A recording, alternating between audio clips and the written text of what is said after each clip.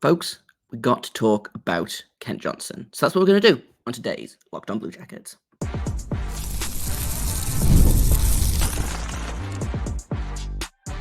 You're Locked On Blue Jackets, your daily podcast on the Columbus Blue Jackets, part of the Locked On Podcast Network, your team every day. Hello and welcome to Locked On Blue Jackets, part of the Locked On Podcast Network, your team every day. I am, as always, your host Jeff Foster, here to give you the good, the bad, and the ugly about your favorite team and mine, the Columbus Blue Jackets. Before we get things started, I want to thank everyone for making this your first listen of the day every single day. Locked On Blue Jackets is free and available on all podcast platforms and over on YouTube. I also have to let you know that this episode is brought to you by Game Time. Download the Game Time app, create an account, and use code LOCKEDONNHL for $20 off your first purchase. Like I said at the top of the show, we're going to talk about Kent Johnson. So that's probably going to be the bulk of today's show. I am only sort of joking. The Blue Jackets had a really good performance last night, winning 3-0 over the St. Louis Blues, their first win of the preseason. And, you know, we did not overreact to the loss to Buffalo, so we are also not going to overreact to the win against St. Louis. But, like, I tweeted this out on my personal Twitter. Like, that was the most fun I've had watching a Blue Jackets game, I think, in a year. I don't think I had as much fun watching any game last season as I had watching that game last night. It was great. Like, I have some tweaks, I have some comments, but for the most part, like, I do feel very much like everyone did just great. So we're going to talk about some standout performances. Kent Johnson, obviously the big one. We're going to talk about the goaltending. We're going to talk about special teams. And we're going to talk about the defense because something has changed. And I want to watch more hockey, or more Blue Jackets hockey specifically, before I like have any kind of in-depth analysis on this. But in my, again, limited viewings of, you know, 2 games, one of which was AHL heavy, early returns on coaching are looking promising. ? But we'll get into all of that. Let's start off the show by talking about Kent Johnson because oh boy, you know, I haven't had a chance to watch. You know, every day, as we'll know, I don't live in Columbus. I don't live anywhere near Columbus. I have not been able to watch any of the training camp practices or scrimmages or anything like that. So this was kind of my first real shot at watching Kent Johnson this season, apart from like a couple of clips recorded from practice of like, here is 3 seconds of Kent Johnson doing a 6 shootout goal. We know he can do a 6 shootout goal. He looks like a different player.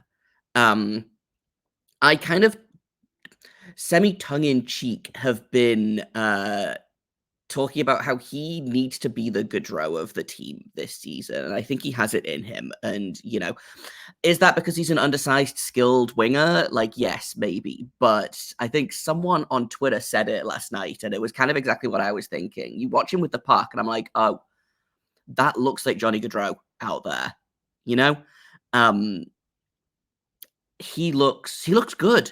He looks stronger. His skating is worlds better than it was. And again, small sample size. He had a good game against a weaker St. Louis side. So, like, this is not me coming out and saying that Kent Johnson is going to have like 115 points this season. But if he plays like he did last night in the regular season against like regular season competition, like, watch out, league, because this might be the season where he really pops off. You know, he had a rough season last season. I think he'd be the first one to tell you that. In and out of the lineup, got sent down to Cleveland for a while, dominated down there, came back, got injured at end of February, I think, and then was done for the year. So he's had a lot of time off, a lot of time to train and recover and prep, and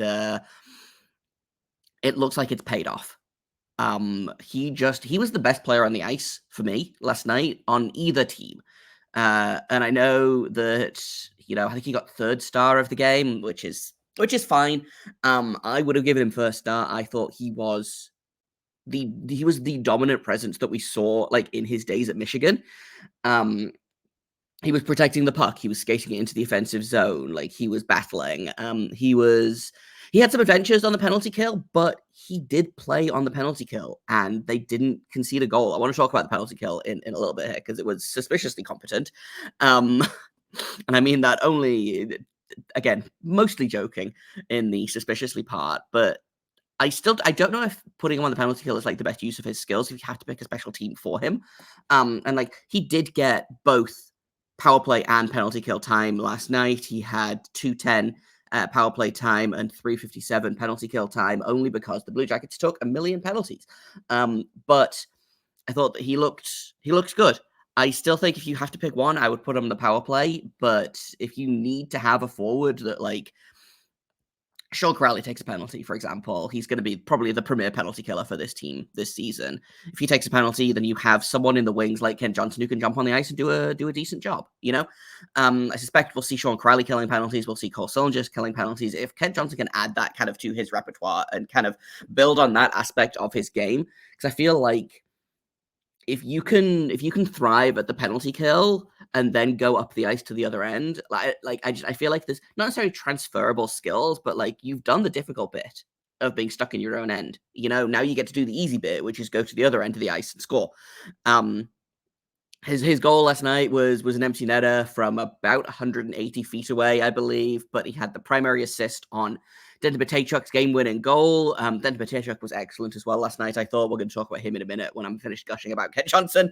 But he just, like, he's always had the skill, and he's always had the hands, and he's always had the smarts, and now it looks like his feet have caught up with the rest of him, and he looks dangerous.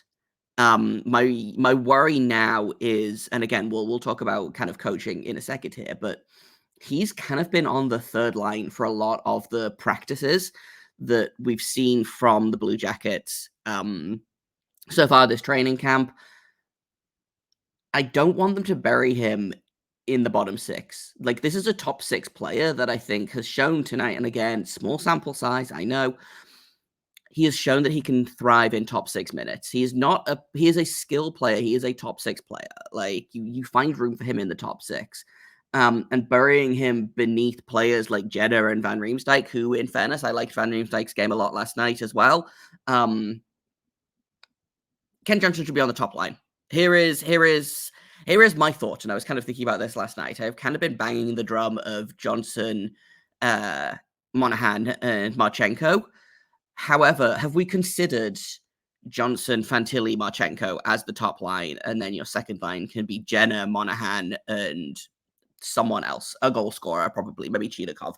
Have we considered that, Dean Everson? If you're listening, I don't think you will be, but if you are listening, like, have you considered this as an option?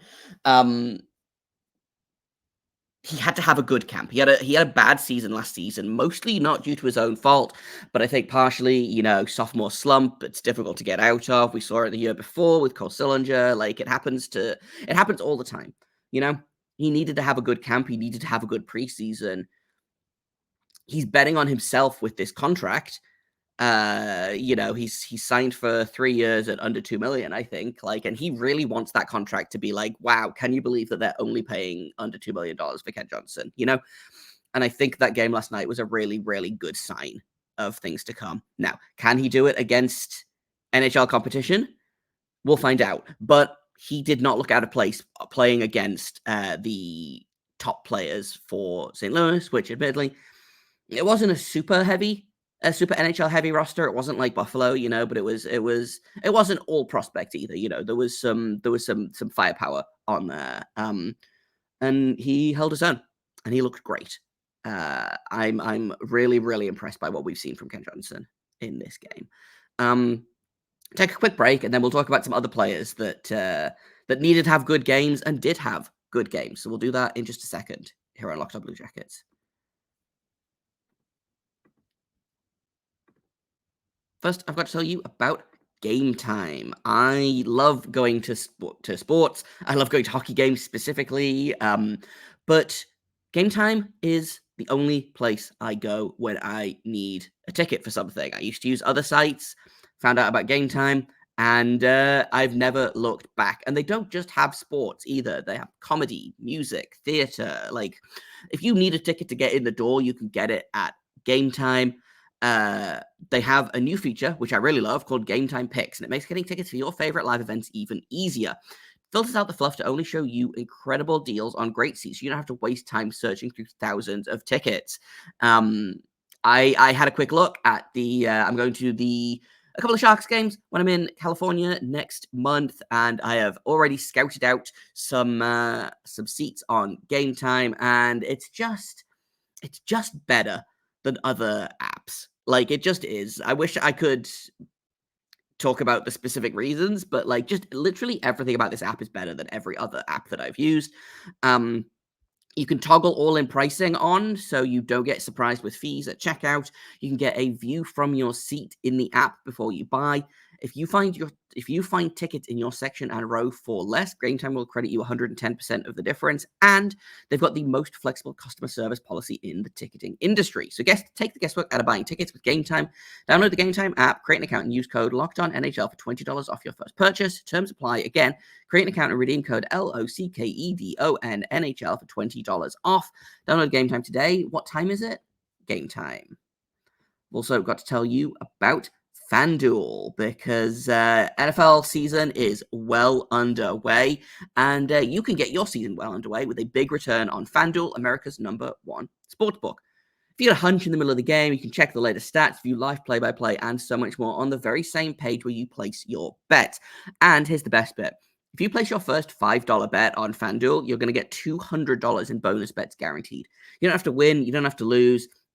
Just put $5 on whatever you want, and you're going to get $200 in bonus bets to spend on also literally whatever you want. It's FanDuel.com, America's #1 sportsbook, and also our #1 sportsbook here at the Locked On Podcast Network.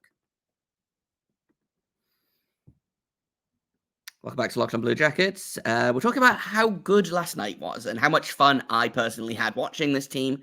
We talked a lot about Ken Johnson and how good he looked. I want to talk a little bit about the goaltending, because while I don't think the goaltending was like spectacular, out of this world, incredible, it was good. It was solid. I think both goalies looked good, calm, collected. I think Zach Sawchenko did a great job coming in the third period, when St. Louis kind of had a little bit of a push, like not a lot. The shots were 13-12 to the Blue Jackets in the third period, but I think he did very well. He did really quite well indeed. Made all 12 saves, and again, didn't look out of place. So he's going to be, I think, a good option he's not going to be on the NHL roster this season, I don't think, but he's going to be a great option for injury cover.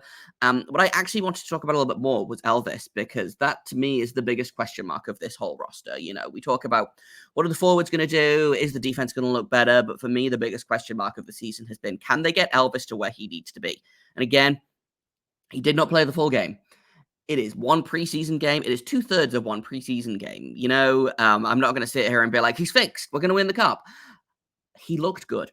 He looked like the Elvis of old, but more control. He looked calm. He looked collected. He looked laid back. He did throw his goal stick at one point, because that's just what Columbus goalies do, I guess. But he was, I don't know. He felt really steady, and I had like a confidence in him that I haven't had watching a Blue Jackets goalie in quite some time. So I'm impressed. In terms of the defense, though, I think his job, obviously, we always celebrate shutouts for goalies, and they shared one that night. They did not get a ton of high danger shot attempts. I'm just looking up the goaltending if I can now, but St. Louis, the entire game, had 6 high danger shot attempts. So what that means is they had 6 attempts that were, I think that the rough estimate is like around 6 to 10 feet away from the net. So 6 of their 53 shot attempts were high danger. So really, really great job from the defense on that. But I think I have to give the flowers to the goaltending. Elvis got first star. I think that was deserved. 19 saves on 19 shots. And I think he will get the win, because he was on the ice when the first goal was scored. So starting the season strong. Again, I just hope he can keep it up because, like I talked about in yesterday's episode, I think it was, Danil Tarasov is right there in the wings. And if Elvis stumbles, like Tarasov is ready to take over. I suspect we'll see Tarasov getting some preseason action potentially tomorrow. The Blue Jackets are going to Washington, D.C. to play the Capitals. And again, we'll see how that goes. I expect probably a Monsters heavy lineup. Maybe we'll see a couple of the older guys. We haven't seen Boone Jenner yet in preseason. We haven't seen Zach Werenski in preseason yet. I think they're the only two guys, really. But again, they are the veterans of this team. Oh, we haven't seen Sean Monahan make his Blue Jackets debut yet. So I wonder if we'll see those guys tomorrow. We'll talk about that in tomorrow's episode when we finally get the roster for that. But I think the goaltending looks good. I think, honestly, everything looked good. And, I'm going to talk about in a little bit, I'm going to talk about, like, some of the things that I want to see improve. But for the most part, like, there was very little to dislike about this game. The defense, and, okay, let's talk about the defense now, actually, because, again, very small sample size. I watched most of the Buffalo game and then all of this game. Is it me, or does the defensive system look way different? I don't know. It just, like, I don't know whether that's that the defensemen are better or whether it's just that it's been a long time since I've seen the Blue Jackets play. It's been, 5 months almost? 6 months? No, 4.5 months, give or take. Math is difficult. It looks good. Whether that's that they've decided to bring in entirely new systems, whether that's that the players are responding to the system in a different way. But, like, again, to go back to, of their 53 shot attempts, only 6 of them were in a high danger place. And of those 53 shot attempts, 31 of them turned into shots. So we'll see. But early returns, I am cautiously optimistic for the way that the defense looks right now. And kind of in tying in with that, I thought the penalty kill looked good. It wasn't flashy. It was a little bit stressful at times, but I thought Ken Johnson, again, to go back to him, I think he did a very solid job on the penalty kill. The penalty kill as a whole I thought was pretty good, considering how much time the Blue Jackets spent in the penalty box. I'm just flipping over to the penalty kill stats now. They only allowed, where is it? They allowed 9 shot attempts in just over 7 minutes of PK time. 5 shots in total. So less than a shot a minute. That feels pretty good to me. When you compare that to the power play, which I would have loved to see the power play get going last night, but they had 6 shots, 7 attempts in 4 minutes. So power play looked good. Penalty kill looked even better. You love to see it. You really do. I think that's kind of all of the good stuff.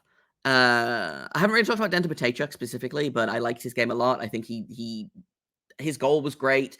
His skating, again, continues to impress. If they put someone else in the lineup over him, we might have to riot. And I don't know that there's a space for him right now. It's going to be really tough, especially on that left side. But he looks ready.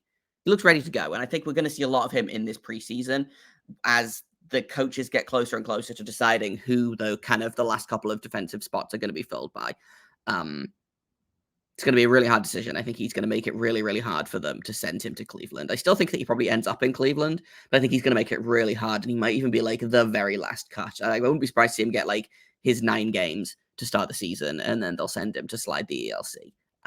But let's take another quick break, and then when we get back, I want to talk about a couple of things that I didn't love about the game. And it's very, very, very minor. It's very nitpicky, but hey, when the game was that good, here is what you do, So we'll do that in just a second here on Locked On Blue Jackets.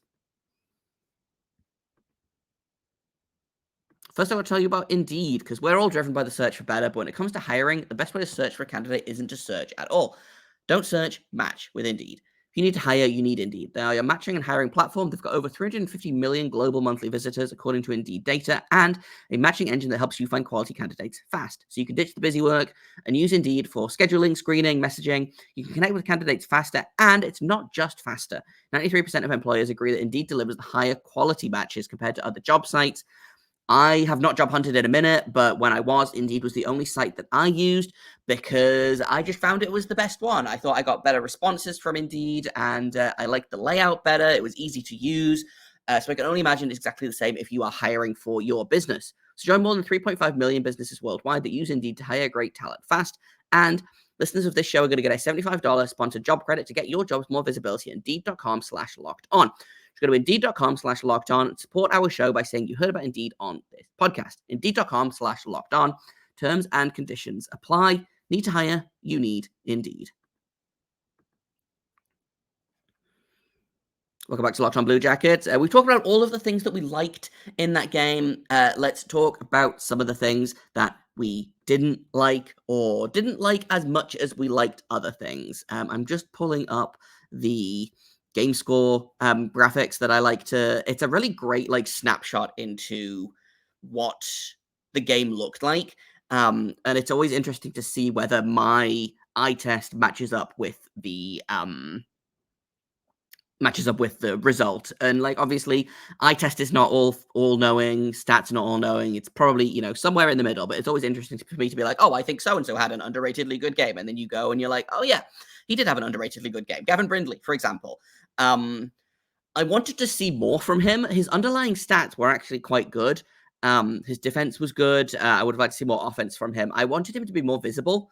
And I think that's kind of my biggest issue with the roster, or not the roster, but the game last night is I was really hoping that he would pop and give them a reason to, again, bump him up into the NHL group specifically. I don't know that he did that. I'm just, again, pulling up his specific numbers. Again, great underlying stats. In 11:37 of ice time, he had 11 shot attempts, 4 and 7 against. So unprecedented numbers, really, when you're looking at what the Blue Jackets were like last season. They were a possession black hole. He was good in a very quiet way, and it feels like, I don't know, I just wanted a little bit more from him, especially on the offensive side of things. Someone I didn't get a chance to talk about was Luca Pinelli, who really did make an impression on me. I like Pinelli a lot. He's definitely going back to Ottawa, but he's really making the most of his time here in Columbus. I think I described him as like a Tasmanian devil. Last night, he was literally just whirring around. He was hitting everything in sight. He was going after the puck like a kind of like a pit bull puppy that isn't the most coordinated yet, but damn it if he's not going to get that tennis ball. He really impressed me last night, and I wanted to see a little bit more of that from Brindley. And now Brindley's not the most physical guy in the world. He's not going to go out there and hit everything that moves, but I would have loved to see just a little bit more from him. Especially, he's on the outside looking in of the NHL group right now. If you can get those underlying stats to start showing up on the score sheet, I think that we're going to really see good returns on him. I really do see him as an Oliver Bjorkstrand type of someone who is a really underrated player around the league. And shockingly, one of those analytics darlings that maybe doesn't put the puck in the net as much as we need him to, but that's kind of that's where I am with Brindley right now. And obviously he's still very young. He's 19 years old. It's not, if he doesn't make the squad out of training camp, it's not the end of the world, but I really would love to see him make it. I don't know that his game last night was good enough to get bumped up the lineup in a way that Ken Johnson deserves to get bumped up in the lineup based on his game last night. I don't know that Brindley does. So that's kind of my major thing, and that was what I was looking out for. I was like, right, who do I want to see have big games? It was Kent Johnson, it was Marchenko, who also scored, by the way, and looks like the Marchenko that we've seen basically the entire time he's been here. Marchenko, business as usual. You love to see it. I wanted Brindley to have a good game. I wanted Elvis to have a good game, Matejchuk, and basically everyone had a good game, but I wanted more from Brindley specifically. So, I mean, I'm interested to see what happens next time he gets in the lineup, where he is in the lineup, who his line mates are, etc. And I think that's really that was my biggest thing. I would have loved to see the power play get going. They didn't get a ton of opportunities. The first power play, actually, they got outchanced. There were oh, excuse me, those are face-offs. I'm reading this graph for the first time. Do excuse me. They had 2 shots for on the first power play, and then 5 shot attempts on the second power play. One missed the net, no blocked shots. They won 2 out of the 6 face-offs, so like maybe that doesn't help, but I would love to see the power play get going, because that really, for me, was the only part. Like, the penalty kill I thought was great, even strength was great, power play was fine. Would have loved to see it kind of get going and take a step forward and not be the worst power play in the history of the NHL, which they weren't last year. They were 30th in the league, but if we can get like a league average power play, I will be the happiest boy in all of the land. So, to wrap things up, great performance by basically everyone. Excited to see how they continue to build on this. Excited to see what the lines look like. I assume they're probably in practice as I'm actively recording this, so we'll see what happens. I imagine it'll be mostly a B team practice, since the A team mostly played last night. Again, we'll see. But all in all, pretty happy. Not gonna we are still tempering our expectations here at Locked On Blue Jackets, and I would love to see more games like this before I really start to, drink the Kool-Aid, so to speak. But very promising early returns from this game. Excited to see what happens next game. We'll talk about that tomorrow. The Blue Jackets are playing tomorrow night in Washington, so tomorrow we'll preview that game. We'll look at the roster. We'll see, again, what we're expecting, who needs to have a big game. We'll talk about line combinations, things like that. Thank you for listening to this episode of Locked On Blue Jackets, making it your first listen of the day every single day. We are free and available on all podcast platforms, over on YouTube and on SiriusXM. I've been Jay Foster. You can find me on Twitter at _Jacob Foster, JAKOBFORSTER. You can find the show at LO_Blue Jackets. If you have comments, questions, criticisms, email me at lockedonbluejackets@gmail.com. And until tomorrow, make sure you stay locked on.